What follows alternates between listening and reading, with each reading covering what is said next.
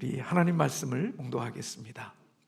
마가복음 12장 28절에서 34절에 있는 말씀입니다.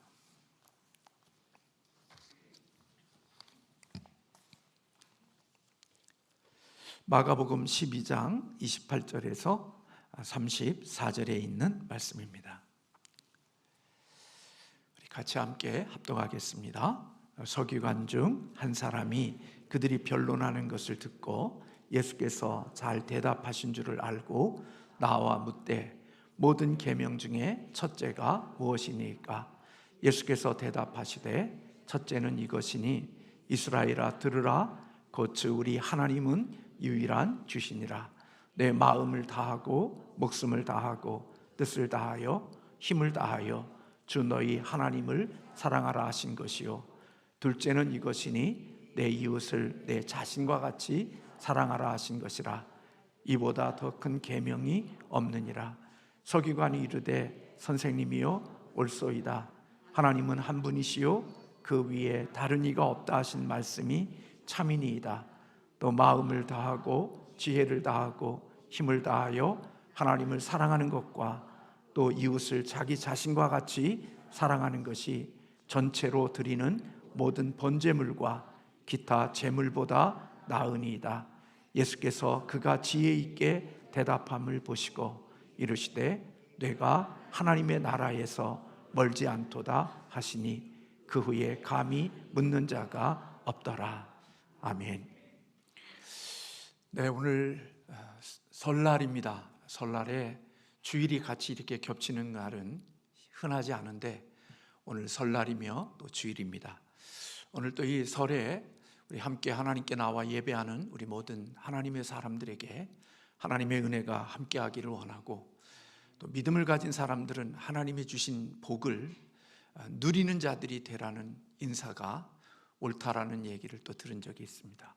하나님이 이미 우리에게 허락해 주신 이러한 복들을 한 해 동안도 풍성하게 누리는 우리 모두가 되기를 간절히 소원합니다. 우리 인간은 누구나 다 행복하기를 원합니다. 저도 행복한 삶이 되기를 원하고, 저의 관계되어져 있는 가족과 또 제가 알고 있는 모든 사람들이 다 행복한 삶을 살아가기를 간절히 원합니다. 그런데 우리는 행복한 삶을 살기를 원하면서도 하나님이 행복을 위해서 주신 원리를 무시하고 놓치고 살아가면서 행복해지려고 애쓰는 그런 모순이 저의 삶에도 있고 이 땅을 살아가는 사람들의 모습 속에 있다는 생각이 듭니다. 사실 사람의 행복은 관계에서 온다고 여겨집니다. 하나님은 인간을 창조하실 때 인간 한 사람 한 사람을 창조하셨지만, 그러나 그 한 사람 한 사람이 서로 관계 속에 살아가도록 그렇게 인간을 창조하셨습니다. 그래서 최초에 하나님께서 인간 아담을 만드시고 아담이 모든 짐승들의 이름을 지으면서 하나님이 한 사람 모든 짐승들과 모든 동물들은 행복했는데 뭔가 아담의 모습 속에서 부족함과 조금은 모자람이 있다고 느껴졌던 것 같습니다. 그래서 사람이 혼자 사는 것이 좋지 아니하여서 하나님께서 그를 위하여서 하와를 지어 주셨습니다.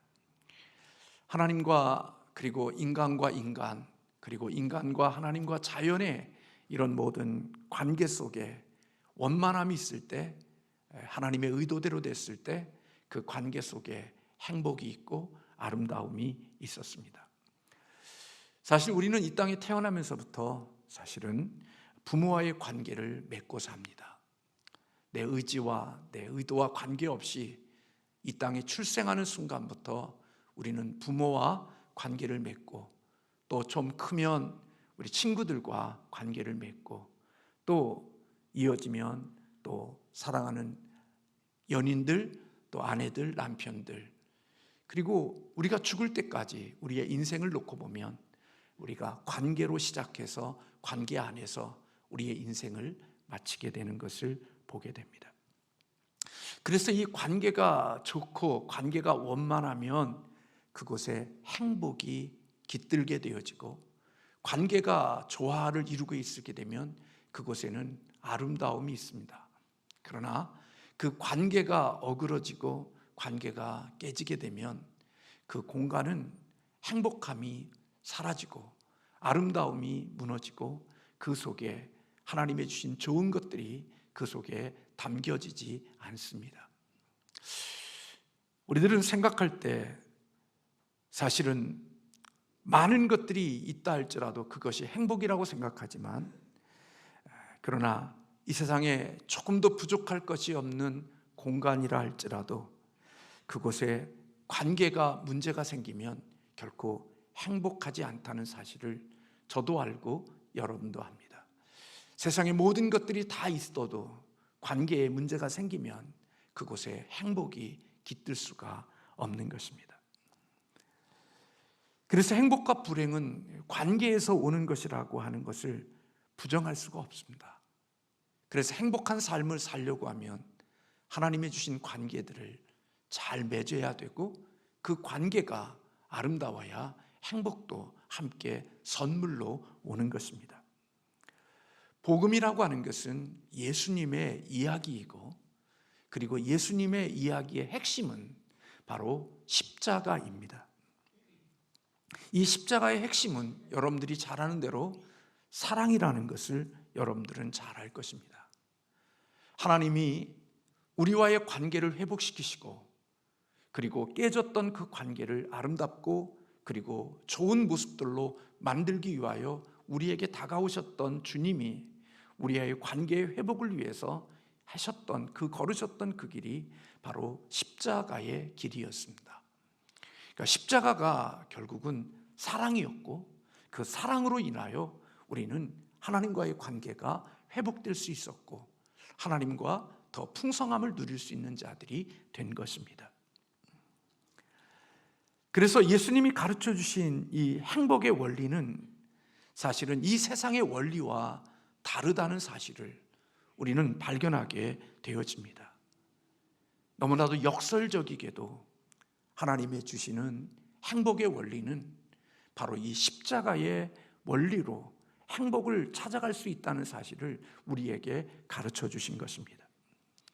그런데 여러분, 죄로 인하여 우리가 선악과를 먹은 우리들은, 저나 여러분이나 우리의 중심과 우리의 본성은 자기 만족과 자기 유익을 위해서 살아가고, 자기 만족과 자기 유익을 위해서 살아갈 때 행복할 수 있다고 여기고 인생을 경영하고 살아갑니다. 그런데 예수님은 자기 만족과 자기 유익을 위해서 살아갈 때 행복한 것이 아니라 다른 사람을 유익하게 하고 다른 사람들을 잘되게 하는 삶을 살아가는 그것이 행복의 비결이라고 말씀해주고 있는 것입니다. 그래서 우리는 이 말씀이 우리에게 깊이 다가오지 않죠. 사실 신앙이라는 이것은 관계이거든요. 종교가 아닌 신앙은 관계입니다. 하나님과의 관계, 그래서 하나님이 우리를 관계 속으로 우리를 초대하시는 거죠. 하나님의 사랑에 동참하고 하나님의 사랑의 관계 속에 우리를 들어오게 하시는 하나님의 모습이 우리에게 있죠. 그래서 하나님께서 하나님의 관계 속에 우리에게 들어오도록 하나님이 우리에게 먼저 사랑을 베푸시고 은혜를 베풀어 주시는 거죠.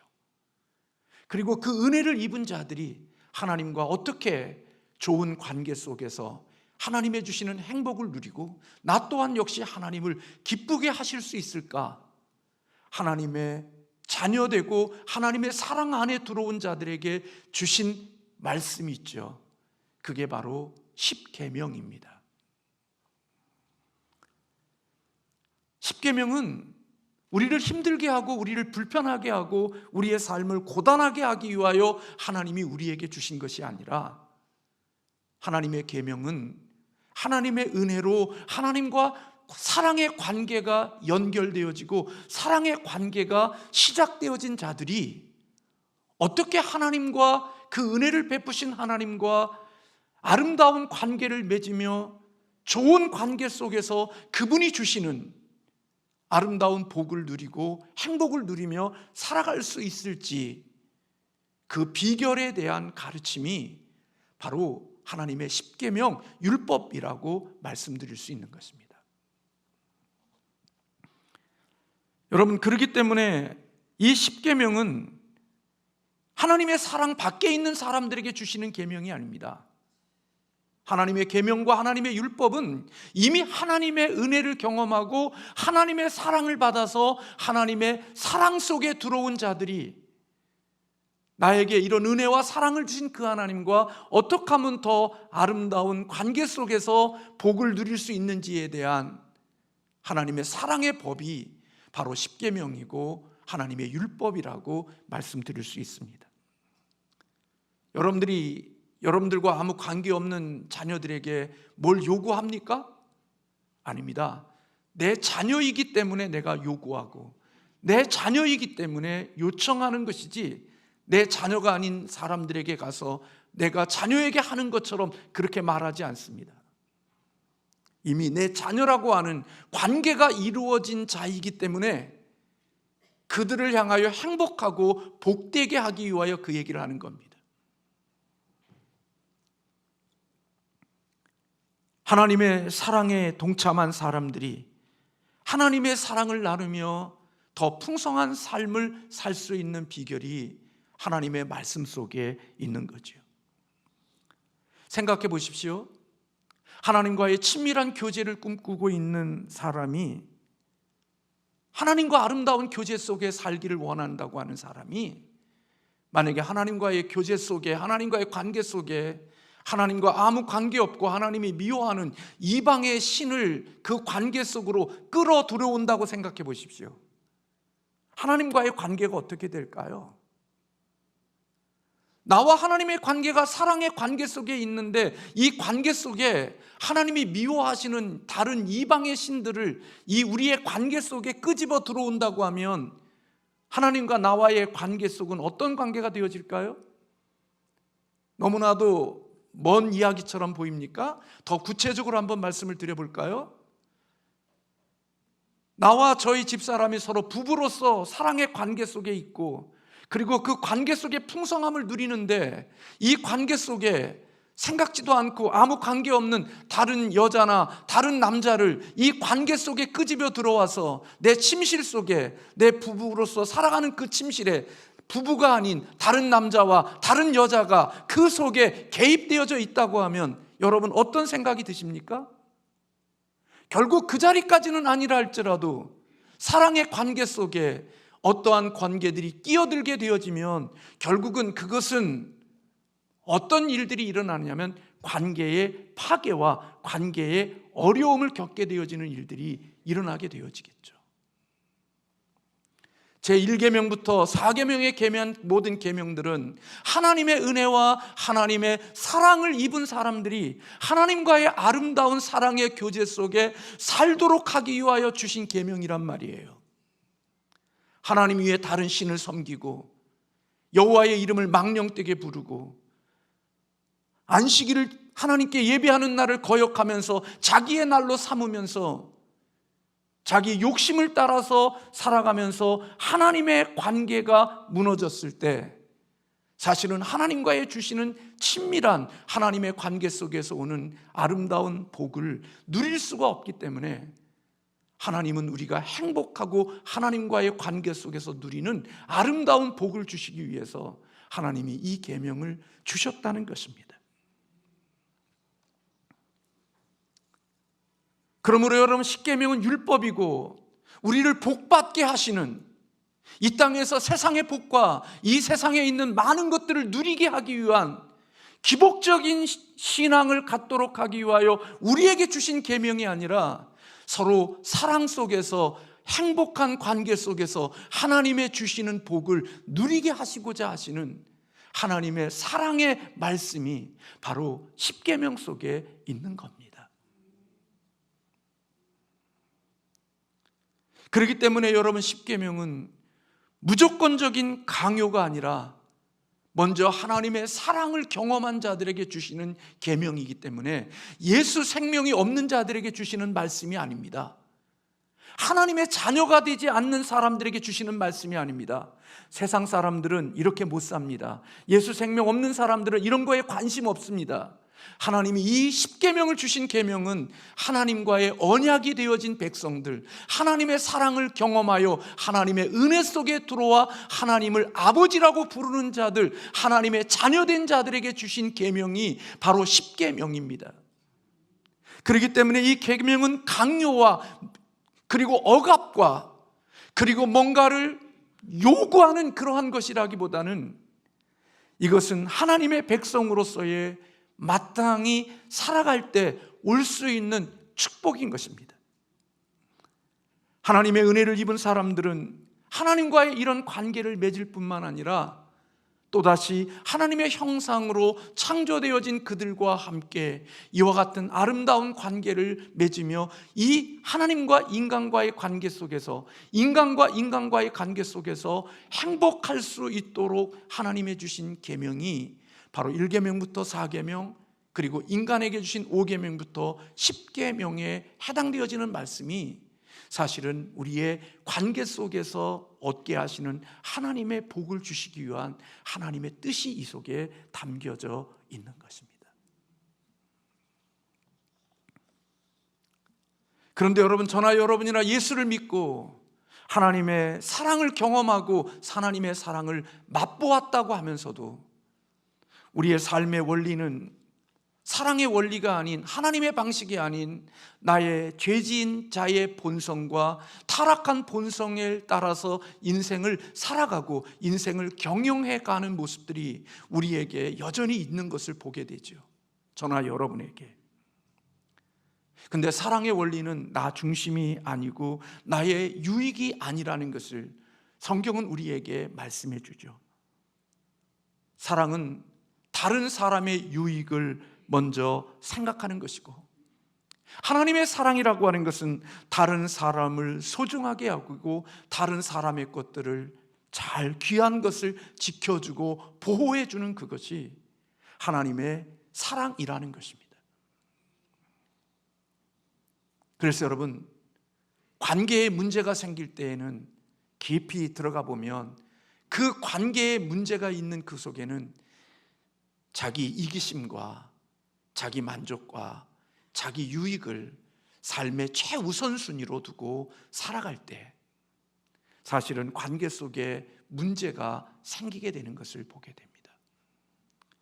하나님과의 관계 속에서 자기 유익과 자기 만족을 위하여 보이지 않는 하나님보다는 보이는 그 어떤 신을 섬기는 게 내게 더 많은 유익이 올 것 같아서 하나님도 섬기지만 하나님보다 더 이 땅의 삶에 복을 줄 수 있는 바알과 아세라와 같은 이방의 신들을 하나님과의 관계 속에 끄집어 들어와 하나님도 섬기고 또 이방의 바알과 아세라를 섬기면서 여전히 세상의 복을, 내가 원하는 것을 더 많이 가지려고 하는 이러한 모습들 속에서 사실은 자기의 욕심과 자기의 탐심이 오늘 이런 관계를 깨트리며 살아가는 모습 속에 있게 되어지는 것입니다.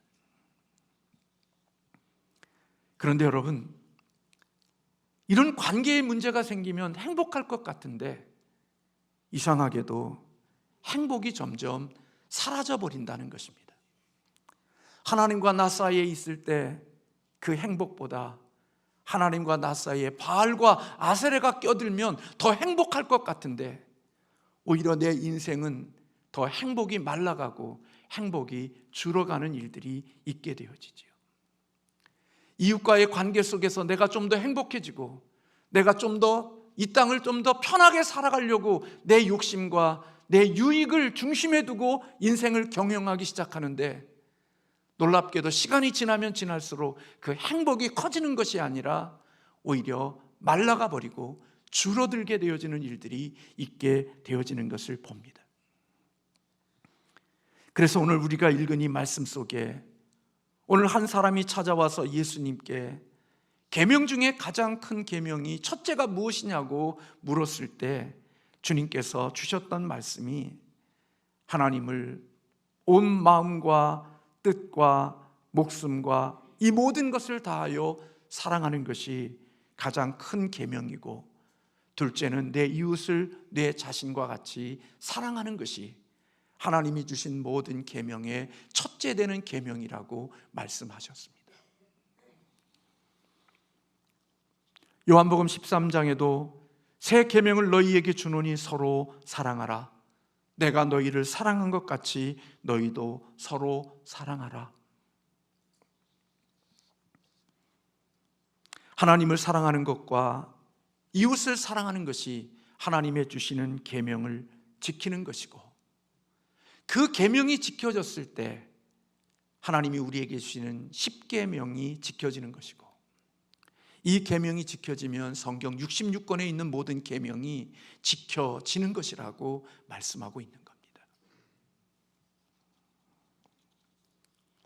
그래서 여러분, 하나님은 관계가 돈보다, 관계가 일보다, 관계가 명예보다 더 중요하게 여기시는 겁니다. 그래서 관계를 이 땅에 있는 돈과 명예와 일과 그 어떤 것보다 가치를 두지 않고 관계를 깨뜨리고 관계를 파괴하면서 내 명예와 내 돈과 내 이 땅의 삶을 경영하는 사람들, 그들의 삶을 놓고 보면 많은 것을 얻어 행복할 것 같은데, 마지막에 가면 관계를 깨뜨리고 그 모든 것을 얻은 사람들은 그가 얻은 것도 함께 사라질 뿐만 아니라 관계 또한 깨져버려서 그 인생이 참 초라하고 볼품없는 인생이 되어져 버리고 만다는 것을 우리는 살면서 보게 되어지는 것입니다. 그래서 여러분, 사랑의 법을 배워가면 배워갈수록 그 모습 속에 누가 나타나게 되어지느냐? 예수님의 모습이 남게 되어지고 예수님의 모습이 나타나게 되어지는 거죠. 예수님께서 마태복음 24장에서 그런 말씀을 하셨습니다. 너희들이 하나님께 예물을 드리러 가다가 형제에게 원망 들을 만한 일이 생각나거든 예물을 제단 앞에 두고 먼저 가서 형제와 화목하고 그리고 후에 와서 예물을 하나님께 드리라고 말씀하셨습니다. 우리가 생각할 때는 하나님께 예배 드리는 것이 더 우선적이지 않습니까? 하나님께 예배하는 것이 우선 아닙니까? 근데 하나님께 예물을 드리려고 예배 드리러 오다가 형제에게 원망 들을 만한 뭔가가 있으면 예배 드리는 그 예물을 그냥 놓고 가서 형제와 화목하고 와서 예물을 드리는 것이 우선적인 것이라고 하나님께서 말씀해 주신 겁니다. 다시 말하면 관계의 우선순위를 강조한 거죠. 여러분, 우리는 예수 그리스도를 믿으면서 나와 맺었던 관계들을 다 깨트리면서 하나님 앞에서 믿음 좋고 신앙 좋다고 생각하고 삽니다.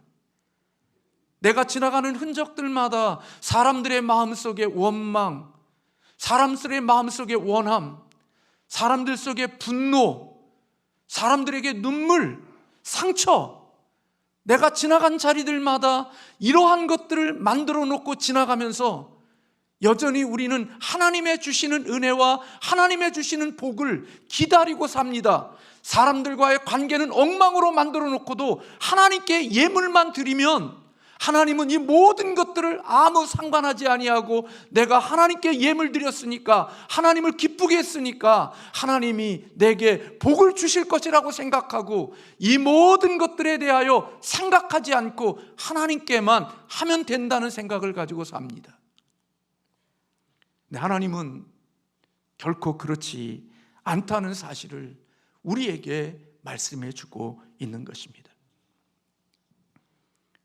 복음은요, 예수님의 승리가 우리의 승리가 되는 거예요. 그러면 여러분, 예수님의 승리가 우리의 승리라면 예수님의 승리의 방법이 우리의 승리의 방법이어야 한다는 사실을 저나 여러분이나 잊지 않아야 된다는 거예요.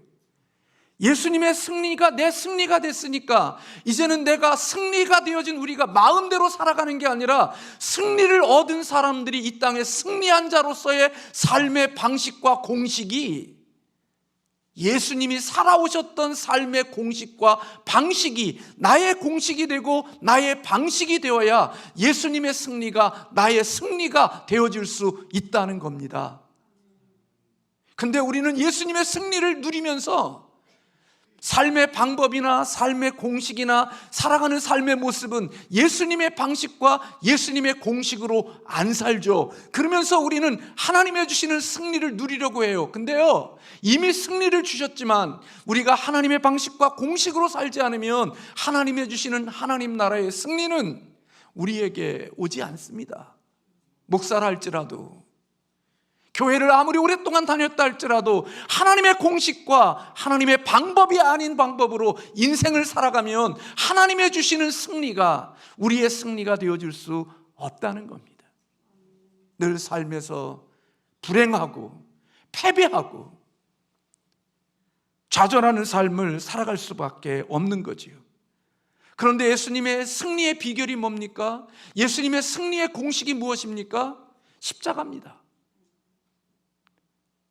예수님이 이 땅을 이기고 관계를 회복하는 방법이 십자가였습니다. 그 십자가로 승리하신 겁니다. 그러므로 복음이라는 것은 궁극적으로 나로 인하여 남이 잘되게 하는 것이 하나님이 살아가시는 공식이고 승리의 비결이라는 사실을 우리에게 가르쳐 준 겁니다.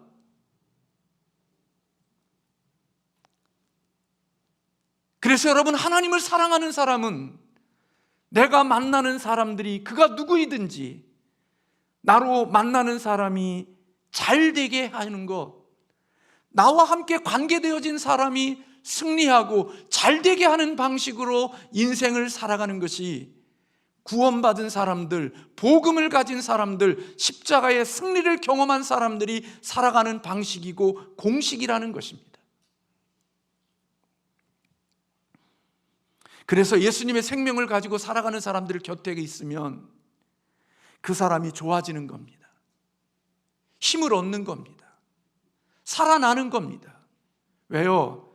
그냥 살아나는 게 아니에요. 그냥 좋아지는 게 아니에요.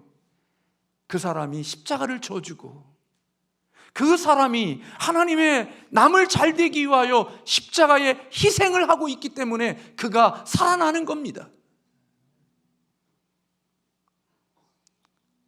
그래서 사랑은 결코 자기 중심적인 사랑이 아닌 거지요. 하나님의 사랑은 다른 사람의 유익을 구하는 것이 사랑이라고 사도 바울은 고린도전서에서 말씀해 주고 있는 것입니다.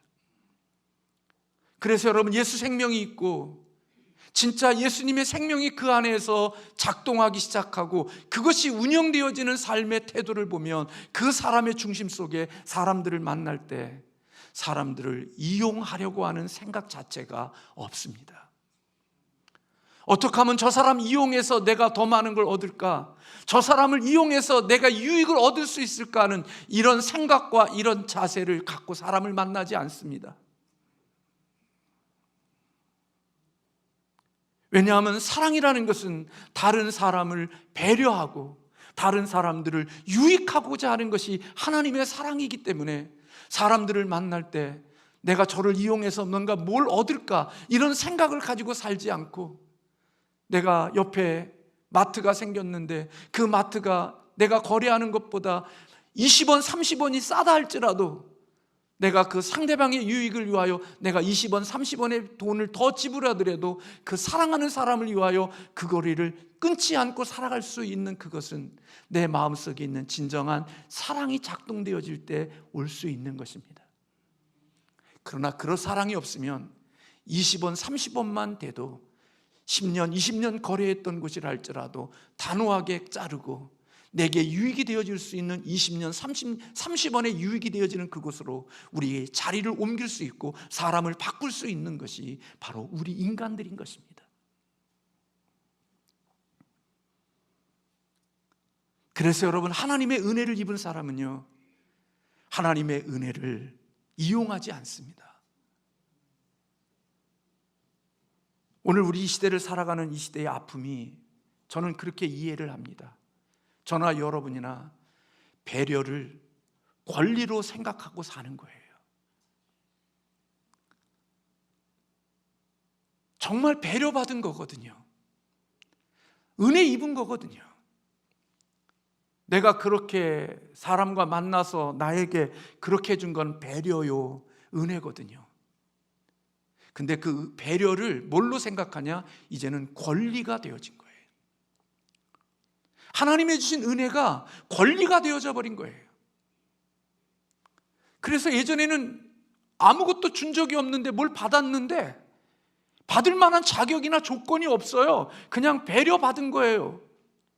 근데 어느 순간에 그 배려와 은혜가 자기의 권리가 돼서 왜 더 많이 안 주냐는 거예요.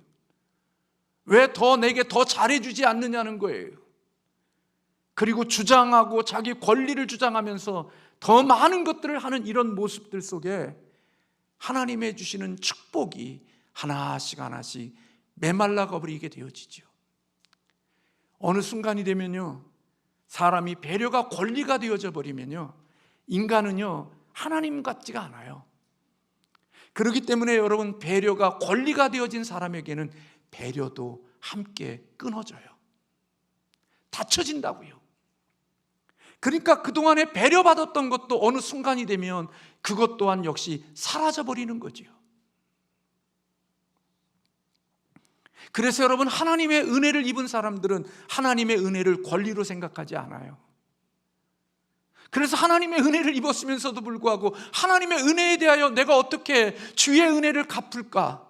내가 주의 은혜를 어떻게 돌려드릴까? 주님의 은혜에 대하여 어떻게 감사할까를 생각하지 않고 끊임없이 은혜에 대하여 또 다른 권리, 또 다른 권리, 이러한 것들만을 하나님 앞에 끊임없이 주장하며 살아가니까 그 마음속에는 행복이 없는 거예요.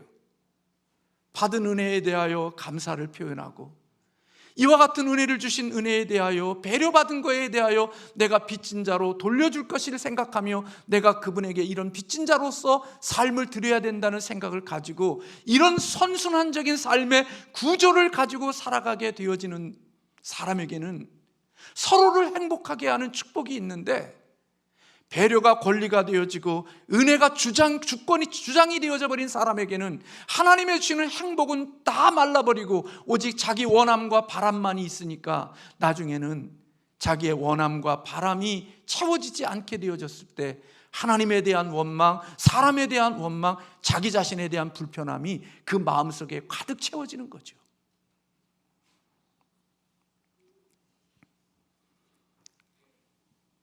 그래서 여러분, 우리는 이 사랑할 수 없어요. 그렇기 때문에 이 사랑은 누구만이 하는 거냐? 하나님의 자녀된 사람들에게만 요구하는 사랑이고, 그래서 그게 행복의 비결이라는 사실을 가르쳐주고 있는 거예요. 제가 읽은 책 가운데 톰 할러데이라는 분이 쓴 책 가운데 그런 내용이 있더라고요. 인생을 살아가는 데는 두 가지 다른 방법이 있대요. 하나는 나는 할 수 있어의 인생과 나는 할 수 없다는 것을 알고 하지만 하나님은 하실 수 있다는 것을 아는 인생이라고 그래요. 첫 번째 인생은 자기 자신의 동기와 힘이 전적으로 의지하는 사람이죠. 근데 이 인생의 방법이 가진 문제는 내 힘으로는 넘을 수 없는 장벽을 만날 때가 있다는 거예요. 나는 할 수 있어의 인생으로는 결코 넘을 수 없는 장벽을 만난다는 거죠. 나는 할 수 있어 하는 이 사랑은 나는 당신을 사랑합니다. 왜 사랑하냐? 당신이 예쁘니까, 당신이 똑똑하니까, 당신이 부자니까, 당신이 명예가 있으니까. 이런 사랑은 내가 할 수 있는 사랑이라는 겁니다. 만약에 당신이 뭐뭐 한다면 난 당신을 사랑할 거예요. 이 사랑은 나는 할 수 있는 사랑입니다. 그러나 여러분, 관계 속에 항상 이런 일들만 있나요? 살아가는 인생 속에 밤낮 그런 것들만 있냐고요. 당신이 예쁘고, 당신이 똑똑하고, 당신이 부자고, 당신이 내가 원하는 것을 다 해줄 수 있는 일들만 일어나냐고요. 그렇지 않죠. 우리의 인생 속에는 예기치 않고 생각지 않은 일들이 있죠.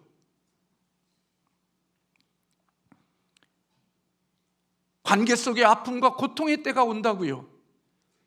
우리 자녀이 초등학교 때는 부모 말을 잘 듣고 공부를 잘하고, 그래서 내가 정말 눈에 넣어도 아프지 않는 그 자녀였는데, 중학생 들어가서 이상하게 엉뚱한 짓거리하고 부모 말 듣지 않고 그냥 뱃속에 다시 집어넣고 마트에 그냥 바꿔버리고 싶은 그런 일을 있을 때 사랑할 수 있는 힘이 우리에게 있냐고요? 아니죠. 그렇게 사랑하고 좋아했다는 그 아이를 저 왼수 새끼, 한순간에 모두가 바뀌어져 버리는 것이 우리들의 사랑이라고요. 내 힘으로 할 수 있어는 한계가 있다고요. 근데 그거 할 수 없는 그때 할 수 있는 게 뭐냐? 나는 할 수 없지만 하나님은 할 수 있는 그 하나님의 사랑이 필요하다는 거예요. 하나님이 우리에게 요구하는 사랑은 내가 할 수 있는 사랑이 아니라 내가 할 수 없는 사랑을 만났을 때 하나님의 사랑으로 사랑하는 그 사랑을 하나님이 우리에게 요구하신다는 거예요. 그래서 여러분, 사랑에는요, 용서가 있고 희생이 있고 위험이 있는 거예요. 사랑하려고 마음먹으면 상처받을 각오를 해야 돼요. 아픔을 겪어야 될 것을 각오해야 돼요.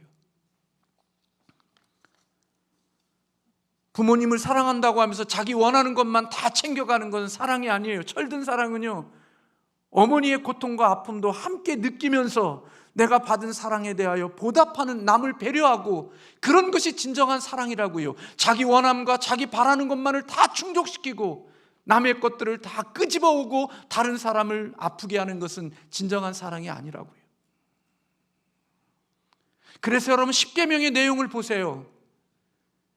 이웃과 관계되어져 있는 것, 부모를 공경하라고 하는 이 계명, 우리 다 걸리지만 모든 인간의 관계 속에서 첫 번째 관계되어진 그 관계의 시작이 부모와의 관계예요. 그 부모를 공경하는 것으로부터 모든 관계의 시작이 되어지는 거예요.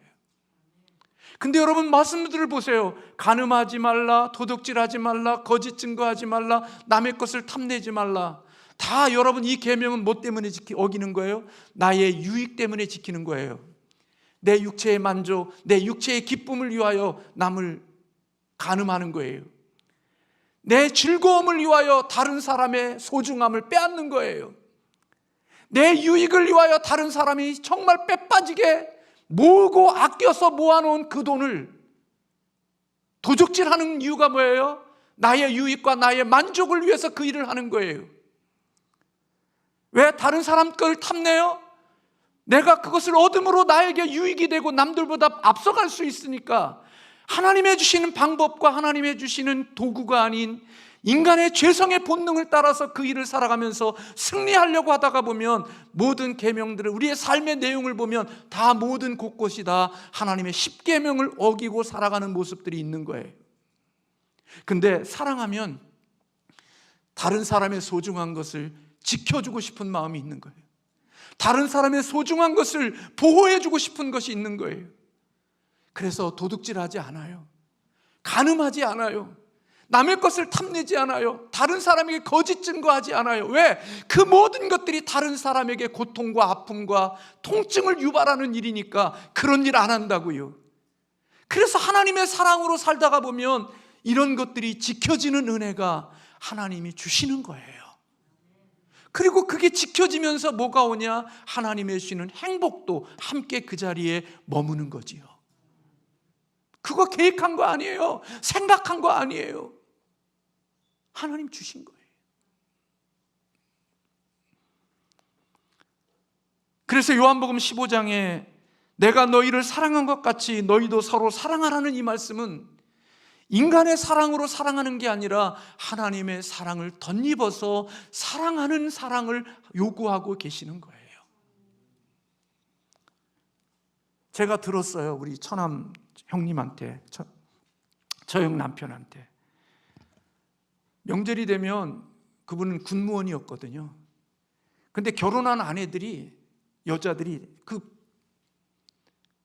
명절 때 되면 자기가 그 뭐 하는 거 있잖아요. 그 뭐예요 그거? 당직이나 이런 거 하는 거 서로 하겠다고 그런대요.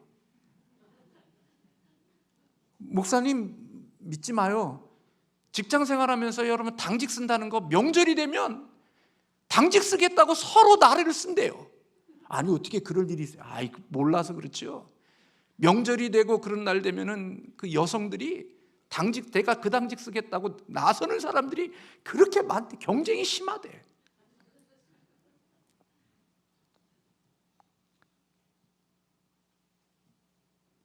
그런 삶이 믿지 않는 사람, 믿는 사람들이 다 알죠. 다 보이는 거죠.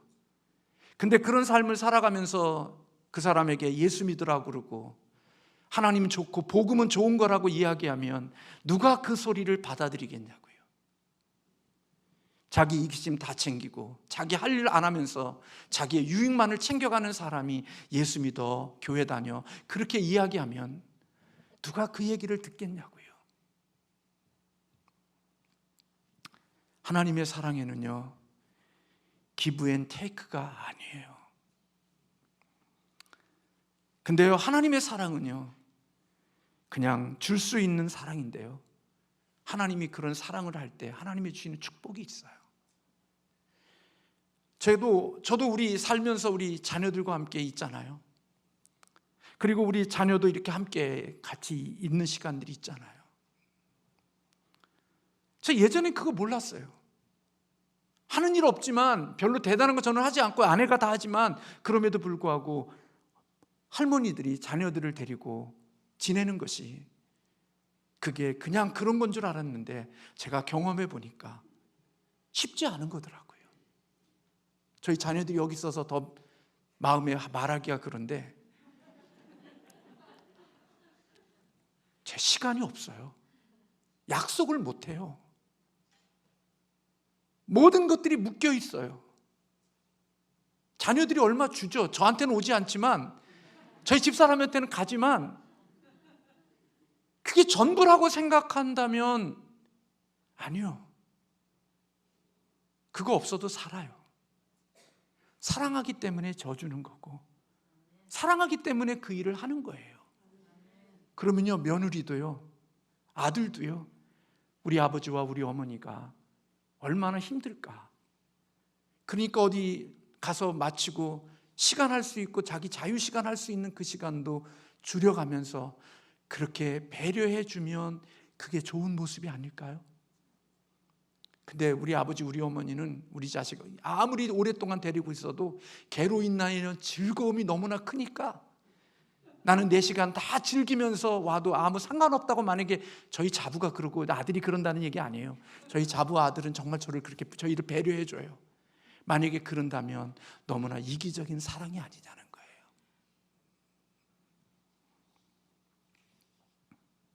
하나님의 사랑이 있어야 가정에 행복이 있는 거예요. 하나님의 사랑이 있어야 교회에 행복이 있는 거예요. 하나님의 은혜와 사랑을 그렇게 많이 받으면서도 헌신과 드림과 배려하는 것은 전혀 없고 오직 그 모든 것들을 나에게만 공급하는 그런 일들이 있다면 그것에 어떻게 하나님의 주시는 행복이 머물 수 있겠어요? 사랑하는 성도 여러분, 설날입니다. 아마 오늘 여러분들이 또 가서 또 해야 될 일들 보니까 설 명절 지나고 나면 이혼하는 가정도 많대요.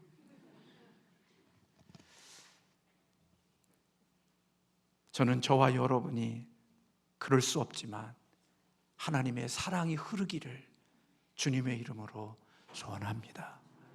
모든 것이 나의 편함과 나의 유익만이 아니라 나 힘들지만요, 나만 힘든 거 아니에요. 다른 사람도 힘들어요. 나만 그렇게 바쁘게 사는 거 아니에요. 다른 사람도 그렇게 바쁘게 살아요. 나만 어려운 거 아니에요. 다른 사람도 어려워요. 부모가 자식을 배려해주면 이제는 철이 들면 자식도 부모를 배려해 줄 수 있는 하나님의 사랑이 있을 때 우리 교회 안에 그런 사랑이 흐를 때 그곳에 있는 하나님이 주시는 아름다운 행복이 더 풍성하게 이루어지는 역사가 있는 줄로 믿습니다. 이런 사랑이 저와 여러분에게 있으므로 오늘도 행복한 설 명절이 되고 마음의 상처나 마음의 아픔이 아닌 정말 설날의 즐거움이 우리 가운데 풍성해지기를 주님의 이름으로 소원합니다. 기도하겠습니다.